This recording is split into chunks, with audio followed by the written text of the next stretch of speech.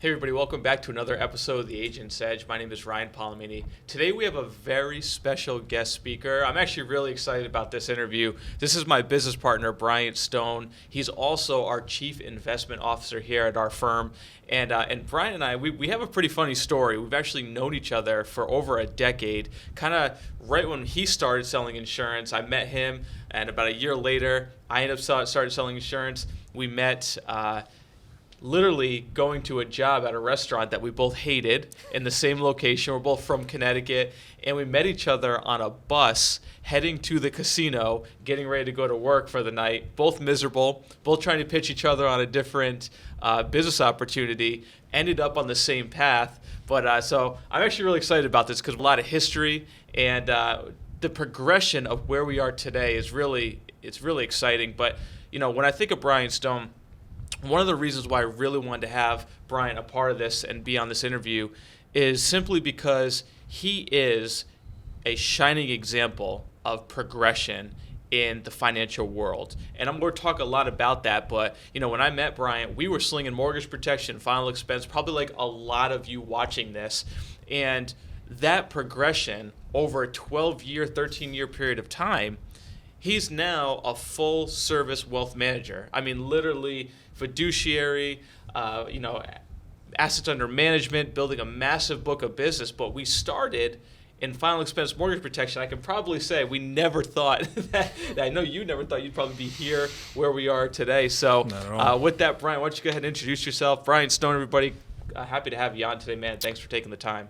No, man, appreciate it, Ryan. Like you said, my name is Bryant Stone, Chief Investment Officer here at our practice, Polimeni Tax and Financial Group. And, like Ryan said, I've known Ryan 10 plus years now.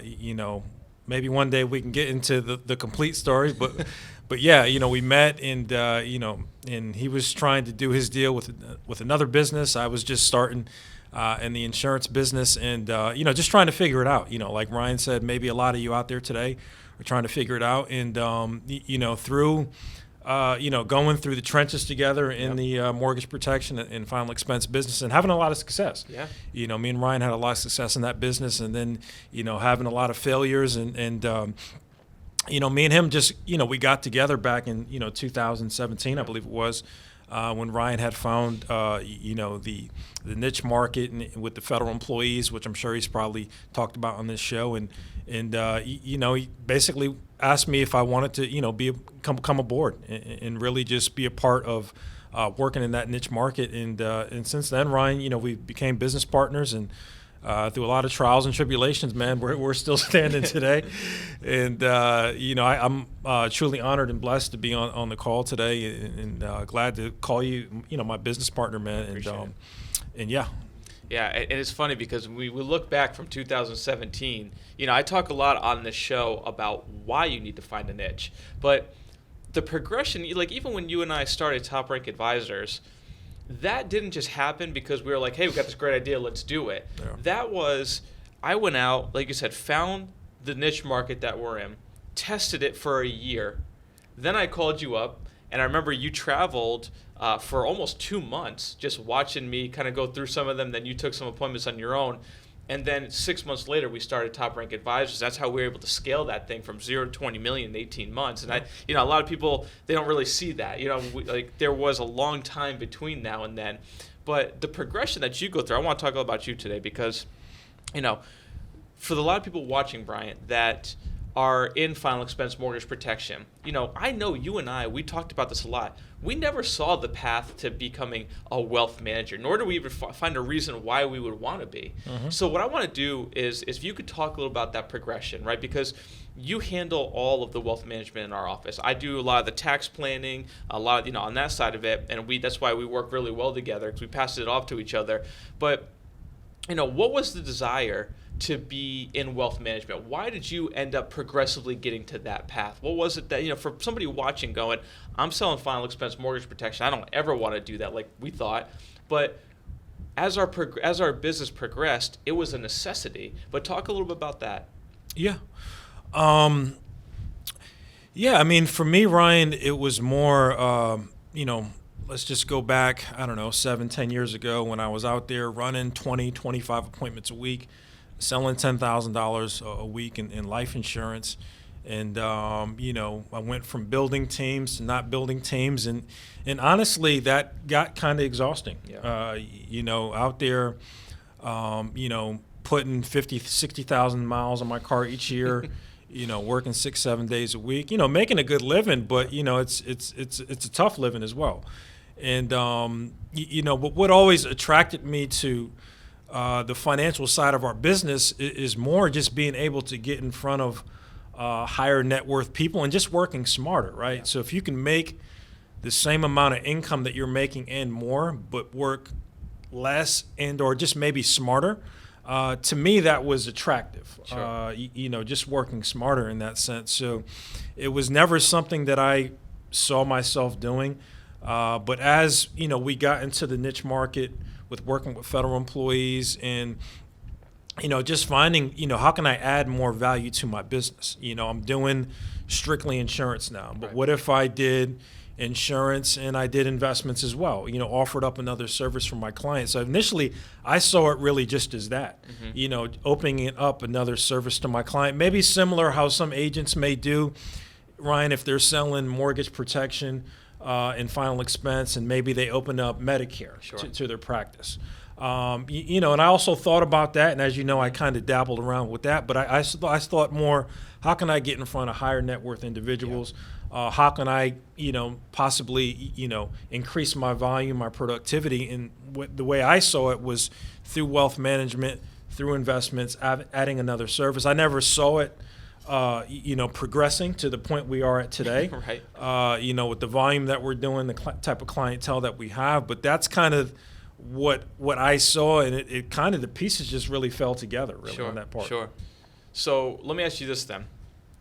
Because a lot of people watching this, everybody wants to learn how to do big annuity sales, big IUL sales, big whole life cases, right? Tell us, because I see it on a daily basis, but what has the wealth management side actually done for that side of your business too? It's been night and day, man. I think the biggest thing with being someone's financial advisor, someone's fiduciary, working in the wealth management side has been that now you're that trusted advisor. Yeah. And you probably hear that a lot. Some people will say someone's tax professional is their trusted advisor. Mm-hmm. Someone's estate planning attorney. Same thing goes with someone's financial advisor, and that's typically the most trusted advisor you're going to have, right? Because they're in control of your finances. Yeah. And so for me, the other part of our business, the insurance side, the annuities, the big IUL cases, the whole life cases, the long-term care, things like that, that's made that side of my business a lot easier because mm-hmm. now they're not getting it from an insurance agent's perspective, Sure. right? Because if the client's getting it from an insurance agent's perspective, well, they think, well, he's an insurance agent. Mm-hmm. He's trying to sell me Right. something. But when they get the insurance side, which there's a phenomenal suite of products that are out there. Yeah. These carriers have, innovated these products, and they're great products that are out there for people. But if you're selling it from a point of you're just an insurance agent, I think sometimes it gets a little convoluted for the client, Sure. and they think that you're just trying to sell them something. But now coming from selling that from a financial advisor's perspective, it's been night and day, Ryan. And obviously you've seen it inside the office and whatnot. And I think the biggest thing with that is just being, now you're a voice of reason. You're a trusted advisor. Right. So selling that stuff becomes a lot easier. Yeah. And I know a couple of years back, you and I looked at this thing and we're like, look, we're in our mid-30s. We're going to be in this thing for a while. Obviously, we don't really have any plans to sell this in any time in the near future, right? We got a long career ahead of us. So how do we progressively build it? And like I said, you and I coming from the life insurance, you and I had that conversation. I remember that sitting around. I think that a lot of people watching should have that conversation, right? Because I think that was a really important part of our massive growth that we've gone through is that conversation of what's the next step for us? Mm-hmm. I talk a lot in my other videos about the running your business in phases. And it took you and I a while to get to this point of running it to this phase of wealth management. We went through, like you said, the life insurance. Then we said, okay, now we're in the big annuity space. We kind of figured that out. Got our firm over $20 million a year in annuities in a very short amount of period of time. But this was the next step, right? With taxes, we got into tax. So people go, why would you become a tax firm, right? And it's to keep people in front of you. But this is a whole nother step. So I think a lot of you watching this should be having this conversation with yourself, because not only does it progress your business, and I think you'll attest this too, but what about the DOL ruling that's out there? What about all the changes that could impact our industry? And so many people are going to be unprepared for that. That was another big reason why we're like, dude, we got to get this. One of us got to get the securities license, right? Because we need to make sure that if, God forbid, something changed in this industry and we couldn't do the annuities, or maybe whatever changed with them, we need to be prepared. I think that comes with anybody watching this being a step ahead of any changes that could knock you off course. Because a lot of people that, look at COVID. COVID knocked a lot of people off course that were selling, doing seminars face-to-face, selling annuities face-to-face, and no longer are doing that because of the environment. And it knocked a lot of people out of business last year. Yeah. But I think that's important for progression. So have you seen, I know this is kind of similar to the question I asked you earlier, but have you seen your annuity volume go up because of the assets under management? And why is, I know you said the trusted advisor, but tell us a little about, is it the portfolio that you're building? So maybe you can kind of walk, not getting too deep into product stuff, but maybe walk through a scenario. Like if you're building a portfolio, why does it make more sense for somebody to have a securities license, build a portfolio, and have the annuity maybe be a part of it? Explain that a little bit if you don't mind. Oh, great question. So I'll just give you an example with the client I have tomorrow. So, she has a decent amount of money, and typically in the past, before my security days, I have made to, been looking to sell her an annuity, right? And as you know, with suitability out there, you can't put all of someone's money inside of an annuity. Sure. So let's just say with that client, I was trying to sell her a piece of that money that she had into an annuity. Mm-hmm. And then what the client will say to you is, well, what's going to happen with the other piece? Right. And pretty common question. So typically the answer would have been, well, it'll stay with the other guy. Right. And most people, what you got to understand is that if they're going to deal with you, they typically only want to deal with one advisor. Yeah. So in the past, maybe I might have not sold that, because now I'm talking about her having two advisors. Sure. Complicates things for her. Most people don't want two advisors. Some people can work with two advisors, but most people don't. Yeah. So now let's transition into now, right? So now we can, an annuity is a great product. Mm-hmm. There's a ton of reasons to have annuities. I use annuities as a financial advisor, as a piece of someone's portfolio. So now it's like, okay, now we can sell her some annuities, which is good for her portfolio, makes sense for her. Yep. And then, but we also can sell her or put her into a portfolio with investments. Sure. So now we can get the whole total piece. And I think that's the biggest thing, is that now you can create a portfolio designed around annuities, and annuities as a piece of it, instead of annuities just being the sole only main focus. Yeah. And especially nowadays too, clients aren't dumb. I mean, they know, how you're licensed, and they know if you're. That there's nothing that's wrong with being with just an insurance agent, but if you are, there may be some limitations. But the thing that we have here is we have a total practice where we can have the insurance piece, we can have the investment piece, and now with me being securities licensed and a financial advisor, Ryan, it's just opened up the ability for me to take cases where maybe I may have not made that person a client before, sure, or I can make them a client, because now I can get them their total portfolio into one. No, it makes a ton of sense. And, again, I think a lot of people watch this, Bryant, are going to go, everybody wants to be in front of high net worth individuals. But I think you made a really important point, is more than ever, branding is so important, because not only is developing a brand, but people are looking for you. Mm-hmm. Right? People are going to look, do you have a website? How many insurance agents do we know don't even have a website? right? And so if you're trying to get in front of these high net worth, which everybody wants to, which we figured out how to, everybody's trying to get in front of these high net worth individuals. But if they look you up, what are they going to find? No, that's great. That's great. Yeah. And I mean, even something as simple as your website. I mean, all of your licensure is up there. You broker check, you click on that, brings them right to it, and it gives a whole nother level of validation of, wow, okay, this guy's the real deal. This woman's the real deal. So I think if you're watching this right now and you're listening to what Brian's saying, instead of, and I think it's a really important point though, because what you were just saying is, yeah, you go in and you get $100,000, but this person has $400,000. Where's the other $300,000? It also, if you're in, obviously everybody watches in sales, if you leave that kind of money on the table, it also, the original advisor is going to put a halt to a lot of those sales, right? How many times have you lost, people watch, especially if you're going up to annuity, how many times have you lost a sale because the advisor you're taking money away from stomps it down, gives them a reason not to do it, or says, I can, oh, you want annuity? I can do one for you too. And they say, well, I'm going to stick with this person. Talk about the progression of the holistic plan though, because obviously, all these pieces play a big role, right? Like we just talked about being able to take, collect all the assets versus just a piece of it. But there's still more to the system, right? It's not, okay, you become a financial advisor, everybody's going to throw money at you. There's a system that's involved in it. And I think that one of the things that you've done really well is kind of develop that holistic style approach. Yeah. So tell us a little bit about that without giving the whole system away, but tell us a little bit about that approach versus 2-3 years ago, your approach, and how it's progressed over the last couple of years and why it's so effective with where you are today.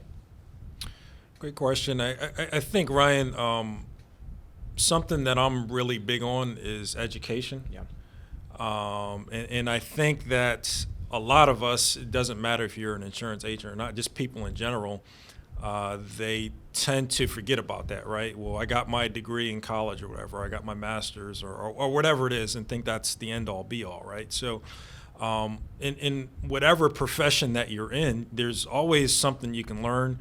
There's always a designation you can get, a certification. There's always something that can separate you from competition. So with me, I've been huge on that, in talking about, a holistic approach. I started, within the past year, really getting myself up to date with estate planning, right?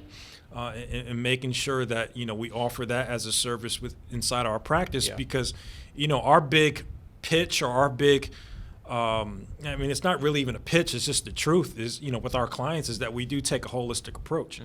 Anything from taxes to estate planning to investments to, annuities to life insurance to long-term care to Medicare. It's like, what other reason do you need to go to someone else right, for? Exactly. And we bring everything in-house, and the beauty about our practice is that, instead of having a client talk to 4 or 5 or 6 different people, because you potentially could talk to one person for each one of those different topics, we have that all in-house. Now, a question that some people may be thinking that are listening to this is, well, maybe what if I don't want to get into, being a financial advisor or doing all these different type of services that gives your practice or your personal brand a holistic approach? It's real simple. Just partner with people that do it, right? Yeah, absolutely. And it's like you don't have to be the end all, the answer to everything. I'm not the end all be all. Ryan's not the end all be all. But if you're running an insurance practice and you're like, I want to kind of stay in my lane, only want to deal with insurance, we'll partner with a financial advisor. No, absolutely. Partner with an estate planning attorney. Partner with a tax professional and have them be a part of your practice. You're not the end all be all, but you can talk to them and then work with them with your clients so your clients can be fully served. So I think that's a piece that, honestly, Ryan, if I could have, went back in history, that's probably what I would have did when I was heavy in my insurance days, is being more of a holistic approach, partner with other professionals. Now obviously we've transitioned that to our practice, but I think, it's just a point I wanted to make with a lot of people that are on this call, because they may not be thinking, well, maybe I don't want to be a financial advisor or, have a practice like this, And I think it's a great point. And one of the videos I shot a while ago was how to build your financial team. right? And you and I, over the last couple of years, I mean, even like the CPAs that we have in our firm, they don't work in our office. I think a lot of people don't realize that too, is, you don't have to have this financial team literally in your office, but having them as a part of your team is so important. And, again, you being in the office makes a big difference for us, but, as you build that team, like Brian said, find someone you trust. Now, the trust factor, that's a whole other story. You look at why Brian and I have been able to work together for so long is because we absolutely trust each other.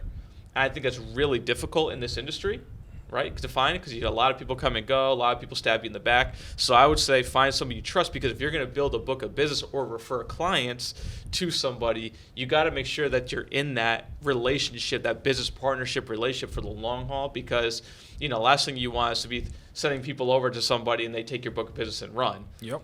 That's a problem too. So, and that goes with a whole nother, you got to make sure you have, operations agreements in place, partnership agreements in place, things that protect you legally. That is so important as you build your financial team as well. I mean, that's the, you and I have done that with all the partners that we brought in here, and all the different, people to the professional team. How do you feel differently today about being looked at by your clients versus back in the day when you were the insurance guy? What has that done? Because, people listening to this are going, okay, sounds good. Maybe that'd be something. But I know conversation you and I have had a lot is the way that we're perceived. And you hit upon it a little bit earlier, but how does that make you feel confidence-wise? What did that do for your overall self-confidence being in this industry now that you have the title of advisor and people look at you? Tell us about that feeling and that progression. Yeah, it's kind of like a quiet confidence, and I think it's resonates, I guess is the word I'm looking for, when I'm talking with my clients, because before, I was probably fell victim of this, and maybe some of you out there do as well, is, I would almost feel like I needed to sell myself. Yeah. I needed to sell myself and, trust me, and, trust me, I'll do the best I can for you. Where nowadays it's, like Ryan said, it's when people look up my name, whether it's LinkedIn or it's Facebook or it's like, Ryan said, broker check, they see that I'm legit, and that's taken time. That's taken being, what's the word I'm looking for? Direct or just being intentional. That's the word. Yeah. Being intentional about making sure that anytime my name comes up in a search engine, it's has something to do with my business. So because people nowadays, it's 2021. Yeah. People have the internet. I mean, my grandmother has the internet. She's on Facebook. So it's like people are going to find you, and they want to make sure that you have good reviews. But if the first thing they pop up and it's you tossing back a 20-pack, it's like that's probably not going to be the person they're going to want, handling their money, right? I mean, let's just be honest, right? For real. It's like, small things like that, or you dressed in some skimpy outfit, on Facebook or Instagram. It's just like, so do you want to be a professional? So, and I think with me, having the fact that, I can call myself a fiduciary. That's huge in today's world. The fact that, clients, that's a very common term that they talk about all the time on CNBC, which is, a news channel that a lot of people go to, for advice and validity and trust. So, being able to call myself that, being able to say that, we have a holistic practice. We can cover 7 different areas of your financial plan, so that way you don't have to go to one single person. So for me, Ryan, it's really just been, I think, what I said initially was, just that quiet confidence, being intentional about making sure that all my stuff online is up to date, it's legit, and also too, with these different, LinkedIn or whether it's Facebook, just making sure that they're really professional. So when people go on there and look at it, they see, that this guy's about his business. Sure. Man, I appreciate that. And I know a lot of you watching, you hear us talk about our practice and our firm. Really, one of the things that I want you to take away is, find a model practice. I think that's important. Like you and I, we didn't figure all this out on our own. Let's be No. real. I mean, we've had a lot of help there along the way, and one of those pieces of the help that we've gotten is from, one of our mentors, Lee, who runs Megastar, and I think it was really important early on for us to see the model office, right? Because a lot of what we have done, we've modeled around, what we've seen other people do, having it in home, having the tax practice. When you and I met back in 2017, we were like, tax practice? I'm not doing taxes. I don't have anything to do with taxes. We're selling mortgage protection, right? And then the understanding of why that is such a valuable piece to a practice. Because again, you keep saying the word high net worth individuals. We're talking about, we regularly work with $1 million plus people. Regularly. So if you're at that level, they're not going to come to you and just buy an annuity. They're going to look you up. They're going to figure out if you're real. They're going to do all their due diligence. And if all you got is one thing in your toolbox, you're not going to win at a very high level like that. And I think you and I, we figured that out. We were told that earlier on too. And we're like, okay, taxes, got it. Makes sense why we do that. Let's go become a tax practice. That was kind of the next phase of our business as we entered into, that more progressive role. And then, last year is when we dove headfirst into the wealth management side of it. And that really, again, took our business because, like you said, you got a lot of $1 million clients that are looking at us differently than we were perceived a couple years ago. So you hear us talking a lot about this for all of you guys watching this. But what I would say is, number one, find a model office, somebody that is doing what you want to accomplish. We did that. We're not smart to figure all this out on our own, I promise. We're smart people, but to do this on our own is never going to happen, right? So if we can be a model office to you, follow us. We love having people come in and ask questions. We built the online Level Up Advisors Academy, which talks about all of the stuff that we've gone through over the last, 5-6 years to become a multi-million-dollar firm. And so, again, what I think is really important for all of you watching is to really sit down and write out, take some time to think about, where do you want your practice to go? Like, we call it a firm now, right? Before, we didn't call our insurance company a firm. I think that alone is different. Hey, you're now a client of our firm. Mm-hmm. And clients look at that and they perceive that differently. So it is a level of confidence. It takes time to get here. So don't think you're watching this and tomorrow you're going to become a financial advisor and have all the answers. It didn't work like that. This is a 5-year progression. Maybe you can do it faster with a lot of the information you're receiving.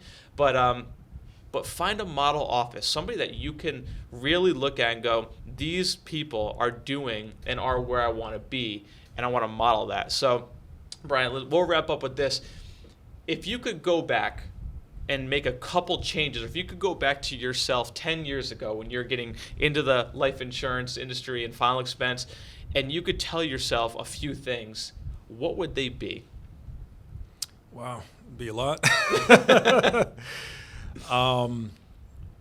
I think the main thing for me was really just take criticism well. I think, and that's still something I struggle with, but especially back then is I was not good at taking criticism well. I'd automatically get defensive, and probably a lot of that was just due to my lack of confidence in maybe whatever I was doing. I think I'm able to take it a lot better today. So I would say that just, when someone's criticizing you, take it constructively. Don't take it as it's a sign of weakness. Take it as an area that you can improve from. So that would be one thing. And then also, which I kind of harped on before, was just always be willing to learn, to be a master of your craft, to be the, whatever you do. Yeah. I know a lot of the people are on this call today. You're in the insurance business, and maybe you're trying to run a multi-billion-dollar insurance agency. Well, be the best insurance agency that's out there. Go seek people that have bigger businesses than you. Try not to always be the biggest fish in the room, right? Yeah. Always be the Mr. Know-It-All. Try to surround yourself with people that make more than you, that do better than you, that are, more spiritual than you, whatever it is. I think for me as well, that would be something. Whereas before, in the past, that probably wasn't a strong suit of mine. Sure. I always wanted to be the biggest fish in the room, and not being willing to learn from people that know more than me. So just a few, if you can just start there, I think probably a lot of you on the call, like, yeah, that's me. So if you could start there, education, seeking people that have bigger businesses than you, accepting criticism, well, I think just those three things right there will help you be more efficient in the work that you do, be more knowledgeable. You get paid for what you know. So the more that you know, the more that you'll get paid. So I think just those things right there, Ryan. Yeah, and that's huge. Sometimes it's really hard to put your pride in your back pocket. I know I struggled with it early on, man. It was all about me back in the day. I know you've struggled with it too. Yeah. So listen, for everybody watching, again, what I want to make sure you take from this is, we talked a lot about our firm today, but I wanted you to see it as an example. All right, so find a model firm, a business like Bryant said that's bigger than yours, somewhere where you want to be. Put your pride in your back pocket and just really open yourself up for other opportunities to see what you can do to progress your business. So, Bryant, thanks so much for being on today, man. It's a pleasure to have you on, pleasure to be in business with you and our partnership, and we got a long ways ahead of us. But for everybody watching, take this step by step. This is not an overnight success. Things do take time to progress, but take what he said seriously, because if you're in this thing for the long haul, especially for those of you in the insurance world, if you're in this business for the long haul, what can you do to progressively build your business to the next step, day by day, year by year? Thanks so much for watching. If you like this, comment below. Make sure you hit the subscribe button and like it. We look forward to seeing you on the next episode.